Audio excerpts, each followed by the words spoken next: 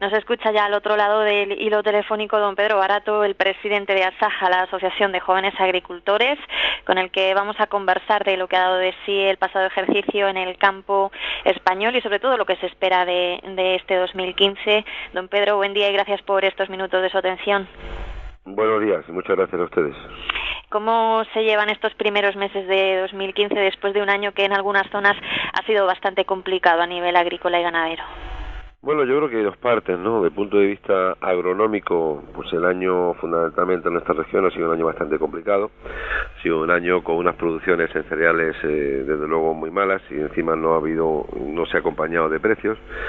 La campaña del vino, hemos tenido la campaña de vino normal y luego las demás actividades, pues bueno, pues hemos tenido de todo, ¿no? Hemos tenido situaciones en el aceite donde prácticamente hemos tenido, no sé si en algunas zonas hemos llegado al 35% de la producción, de una producción normal, y por lo tanto yo creo que ahí desde el punto de vista agronómico pues hemos tenido muchos problemas. Y luego hemos tenido un año 2014 donde ya el día 19 de diciembre se cerró todo lo que concierne a la política agrícola común, donde se aprobaron los reglamentos, donde se aprobó ya, digamos, todo lo que concierne o todo lo que se lleva vía jurídico, ¿no? Y eso ya pues ha despejado muchas cosas, aunque todavía quedan algunos flecos en pastos, todavía quedan algunos flecos en la transmisión de derechos, pero fundamentalmente lo que es la PAC, que hemos estado 3 años trabajando en ella, pues ya en el año 2000, del año 2014 ya ha visto la luz. Por lo tanto, por un lado, desde el punto de vista agronómico no ha sido bueno, y desde el punto de vista de la aplicación de la PAC, pues ya por lo menos las incertidumbres y todos esos nubarrones que teníamos encima pues han quedado despejados. Resta muy poco, como dice, para que los agricultores y ganaderos pues puedan solicitar ya las ayudas de la PAC de este ejercicio. ¿Está ya todo claro para ellos o, como decía, aún quedan ciertos flecos que deberían saberse cuanto antes para saber cómo quedan? Lo que es la petición de la PAC, yo creo que ya está, yo creo que un 98% está todo ya claro, ¿no? Luego quedan pues esas pequeñas cosas de esas explotaciones que no eras el dueño tú, pero las tenías arrendadas y por lo tanto los derechos estaban en esa explotación, hay que llevarlos ahí. Todo el tema de derechos especiales pues también ya están más o menos de una forma clara. Todo el tema de ganadería también pues hay que estar inscritos en ese código REGA. Bueno, pero en líneas generales yo creo que ya está. Nos echaron para atrás un poco el tema del agricultor activo en el tema de la comisión, pero al final yo creo que esta PAC va a ser una PAC de hacer, una PAC que siempre ASAJA la ha defendido, ¿no?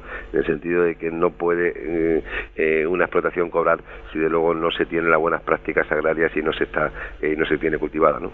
¿Cómo valora el retraso que se ha producido en algunas zonas con los PDR, los planes de desarrollo rural, y sobre todo las quejas que desde las organizaciones agrarias han venido haciendo en el sentido de que no se ha contado suficientemente con ellos a la hora de elaborar estos planes?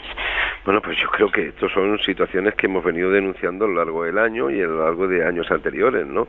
No se puede incumplir los plazos, porque cuando un agricultor incumple un plazo tiene una penalización, y una penalización muchas veces económica, ¿no? Y por lo tanto yo creo que aquí la administración, cuando incumple, pues también tiene que tener su responsabilidad. Los planes, por ejemplo, de jóvenes agricultores es de mayo a julio del 2014. Ahí tenemos más de 1000 solicitudes. Hay un compromiso que agradecemos y valoramos de la propia presidenta de la Comunidad de Castilla-La Mancha, donde los 10 millones de euros pasarían a 22. Pero el día 17 de enero teníamos que tener ya la luz a todas estas solicitudes. ¿Para qué? Para que ahora, cuando llegue la PAC y el joven agricultor no tenga derecho y tenga que ir a la reserva, que lo pueda hacer con todas las consecuencias, no que hay que hacer una PAC ciega y luego esa PAC ciega hay que hacer una adenda después cuando tengas todo este tipo de situaciones. Lo mismo en desarrollo rural. yo creo que todavía no sabemos qué es lo que se va, cómo se va a hacer, ¿no? Yo creo que nada más que en agricultura ecológica en la provincia de Ciudad Real, pues que es la que más conozco, hay 87.000 solicitudes. Todo este tipo de cosas, lo que le pedimos a la administración es que yo creo que ha tenido más que tiempo y encima suficiente para dejar las cosas lo suficientemente claras. Y desde luego los PDR son, desde mi punto de vista, es un complemento a la actividad y un complemento a la renta del mundo rural de nuestra región importantísimo, ¿no? Por lo tanto, no hay excusa ni hay motivos para retrasar más el que todo esto salga. Don Pedro, ¿hasta qué punto son suficientes los fondos que se están invirtiendo últimamente para que se produzca ese relevo generacional que el campo demanda desde hace tiempo y los jóvenes se acerquen cada vez más a este sector? Bueno, yo creo que aquí hay una reflexión bastante importante. La nueva política agrícola común, que para nuestro país la cantidad económica es muy importante y yo creo que si las cosas se han hecho bien, pues eso tiene unas consecuencias, y es que todos hemos aprobado que el 2% de ese dinero pueda ir a la incorporación de jóvenes, o vaya a la incorporación de jóvenes, no es que pueda ir, va a ir a la incorporación de jóvenes. Eso significa que todos los agricultores españoles vamos a cobrar un 2% menos, porque hemos decidido que ese dinero vaya a los jóvenes, y de ahí que un joven que se incorpora puede tener hasta 70.000 euros en su incorporación. Eso no significa que los vaya a tener, pero puede tenerlos. Por lo tanto, yo creo que dinero el dinero siempre los recursos son escasos, estamos y venimos en situaciones bastante complicadas financieras en Europa, pero yo creo que con ese 2% es muy importante lo que hay, ¿no? Entonces, lo que hace falta es optimizar esos recursos, que las incorporaciones sean de verdad, que las incorporaciones son de gente que se quede en el campo, y por lo tanto el joven lo que está esperando es que le digan sí o no, que le digan de qué forma y que se lo digan cuanto antes, para que ahora cuando llegue la paz, como decía antes, pues se pueda acoger de una forma nítida, clara, y que esos fondos lleguen cuanto antes. Lo que no se puede hacer es que si cumplimos el plazo desde que aprobamos el tema a los 40 días, pero nos tiramos más de un año para saber si ese joven le decimos sí o no, o todo lo contrario. Por lo tanto, dinero sí hay, y lo que hace falta es optimizar los recursos para que ese dinero llegue a los que se quieren incorporar de verdad. Al margen ya de este tema, hay una preocupación bastante considerable, sobre todo en Castilla-La Mancha, en torno a lo que desde las organizaciones agrarias aseguran que está ocurriendo con el vino. Afirman que los precios están cayendo mucho este año, después de una campaña anterior que fue muy abundante y que terminó con algunos problemas.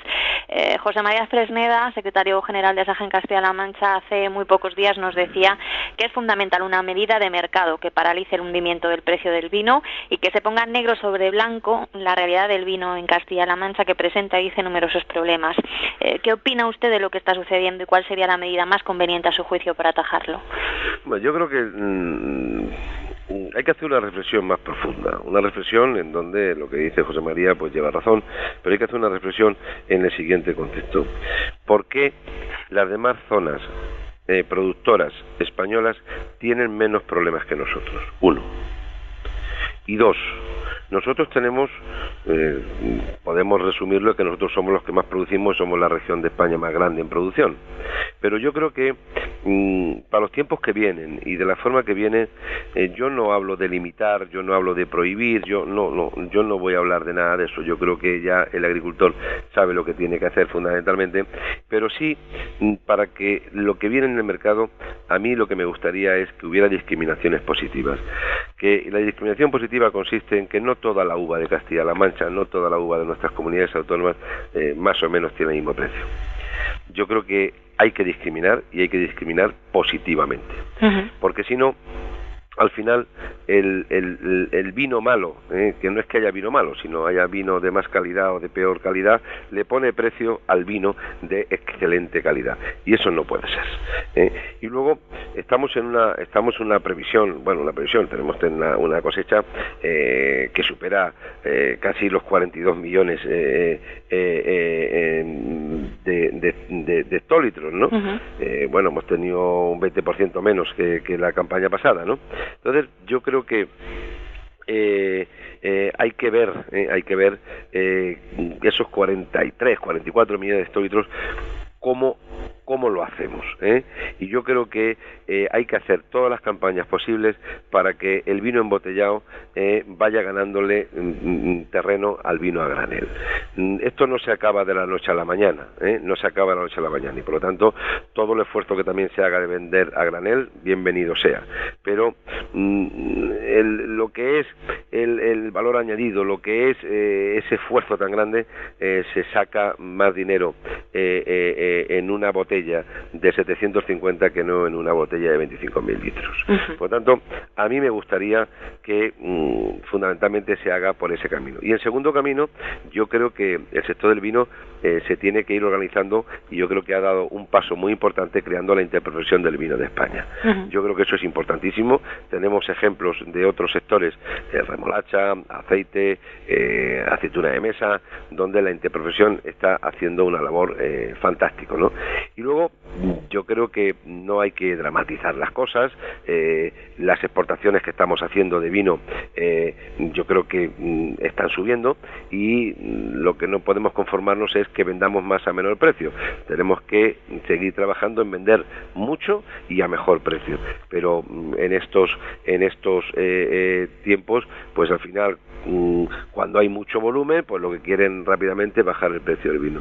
No está ligado y no tiene que tener esa consecuencia. Por lo tanto, eso hay que vigilarlo y hay que verlo de qué forma se hace. Y luego, pues bueno, el sector del vino va a tener unas situaciones donde va a haber un nuevo sistema de autorizaciones de plantación de viñedo, los derechos van a desaparecer, hay que convencer los derechos de plantación a autorizaciones, hay fechas claves del arranque de viñedo después del 1 de enero del 2016, bueno, hay determinados planteamientos, pero fundamentalmente a mí me gustaría centrarme en el vino en el mercado, que tenga un precio cierto, y para eso es fundamental que los contratos de la uva estén ahí, y que no empiecen a enredarnos el sector industrial con el tema de que si la uva no es un producto perecedero o deja de serlo. La uva es un producto perecedero y hay que pagarlo cuando hay que pagarlo. Por lo tanto, me gustaría centrarme en el mercado, y en ese mercado yo desde luego creo que tenemos unos mercados buenísimos y que lo que hace falta es conquistarlos. Se está criticando mucho también la política de venta a pérdidas, que a pesar de ser ilegal, pues se continúa haciendo por parte de algunas cadenas de distribución en diversos productos que afectan al sector primario. Se tenían muchas esperanzas puestas contra estas situaciones en la ley de la cadena alimentaria, pero ¿cuál es el proceso que aún hay que seguir para acabar definitivamente con estas circunstancias? El proceso es, yo personalmente, en nombre de Asaja, lo denuncié en diciembre, lo sigo denunciando, y yo creo que lo que hace falta es invitar al agricultor a título individual, a las organizaciones agrarias, asociaciones de consumidores, a todo el mundo, a hacer las denuncias ante la ICA, ante la agencia del Ministerio, porque si no se hace esa denuncia, y luego aclarar algunas cosas. Esto, quien tiene la responsabilidad son las comunidades autónomas, no es el Ministerio. Digo, el hecho que se produzca venta a pérdidas en Albacete, en Ciudad Real o en Toledo, es la comunidad autónoma quien tiene la responsabilidad, porque tiene las competencias transferidas. ¿Estamos de acuerdo? Y en segundo lugar, no hace falta hacer más leyes, sino que lo que hace falta es que se cumplan las que tenemos. La venta de pérdidas está prohibida. Entonces, lo que hace falta es que no haya sociedades interpuestas donde al final pues siguen siendo los mismos los que están haciendo esa jugarreta tan desagradable, y que desde luego aquí lo que tiene que hacer ya las administraciones, pues yo creo que se cumpla la ley, pero que se cumpla la ley de verdad, porque si no al final luego vienen los pasteleos y vienen luego las situaciones esas que no tienen que venir. Por lo tanto, la venta a pérdida está prohibida, hace falta controlarla y hace falta que las administraciones la ejecuten para de una forma clara, para que haya transparencia en el mercado. Estamos viendo las primeras sanciones, pero también se nos dice que la ICA, que se está intentando esforzar por ejercer ese control, pues está teniendo bastante complicado poder hacerlo. ¿Qué está fallando? ¿Qué problemas tiene o qué controversia? Bueno, lo que está fallando, como decía, es que la ICA le llega a las denuncias, y esas denuncias luego tienen que ir a las comunidades autónomas, a donde sea, ¿no? Y por lo tanto, bueno, hay algunas que ya han tenido ejecución, una de Murcia 3.000 euros, y la gente dice que es poco, pero bueno, si esa denuncia con 3.000 euros y eres residente y luego no tienes derecho ya a pedir nada a las administraciones públicas, pues yo creo que bienvenido sea, ¿no? Por lo tanto, yo creo que antes no teníamos nada, pongamos en valor lo que tenemos y ahora ayudemos a que eso se cumpla. Don Pedro, de cara a este 2015, ¿cuáles son los frentes en los que Asaja va a centrar sus esfuerzos? Bueno, pues de cara al 2015, pues estamos ya inmersos en la política, en lo que es la campaña de la política agrícola próxima. Luego tenemos que desde el punto de vista del Ministerio, pues erradicar estas prácticas fraudulentas que tenemos, y que yo creo que el 2015 puede ser el año de corregir todas estas cosas. Yo creo que hay que mejorar todo el tema, lo que es la cadena alimentaria, y desde luego lo que hablábamos antes, este año tiene que ser el año de plantear el que las ventas a pérdidas, desde luego, porque es una auténtica vergüenza lo que se está produciendo en este aspecto, ¿no? Y luego yo creo que de cara a lo que viene, de cara al 2020, tenemos que fortalecer mucho más lo que es el mercado, y dedicarle mucho más tiempo al mercado, porque la PAC es el 30% de lo que un agricultor viene a cobrar de su renta, o de su, en este caso más que de su renta, de su negocio, y el resto viene del mercado. Por lo tanto, los acuerdos interprofesionales tienen que llegar los contratos, tiene que llegar el que en el 2015 todo este lío que se está formando con los inputs y que se está formando con lo que nosotros necesitamos para producir. No puede ser que bajando determinados costes de producción se incrementen los precios. Eso es lo contrario de lo que ocurre en el campo, y por lo tanto todo eso es lo que nosotros tenemos que hacer a lo largo del 2015. Y por último, yo creo que hay que estar muy atentos a todo lo que es cambio climático, a todo lo que son las nuevas decisiones, que no van a tener nada que ver con la PAC, pero sí van a tener que ver desde el punto de vista de complementariedad de las decisiones que se adopten en Bruselas. Y luego, allá por el mes de junio, julio, o incluso mayo, tenemos que dedicarle mucho tiempo al acontecimiento más importante que vamos a tener en los últimos tiempos, que es el acuerdo Unión Europea-Estados Unidos. Ese sí que va a ser la PAC de verdad. Muchos sectores mirando hacia ese acuerdo, desde el primario, ¿con esperanza o con miedo? Bueno, los acuerdos, esto es, si se trabaja como se ha trabajado profesionalmente en defensa del sector agrario, y no políticamente, sino profesionalmente, yo creo que nosotros tenemos que ganar. Algún sector puede salir perjudicado, pero en este caso nosotros, los grandes cultivos nuestros y lo que en Castilla-La Mancha nos interesa, en este caso vino, aceite, determinadas leguminosas, determinados, no sé, el ajo, hay algunas producciones de fruta y hortalizas, más que de frutas, más que hortalizas. Yo creo que todo eso, con un poquito de sentido común y un poquito de profesionalidad, que se haga un acuerdo donde no vendamos al sector agrario, donde no se venda sino se defienda, yo creo que tenemos que ganar. Seguiremos conversando de esto largo y tendido. Muchísimas gracias, don Pedro, por atendernos y hablarnos de todas estas cuestiones. Gracias. Cuídese, un abrazo. Adiós.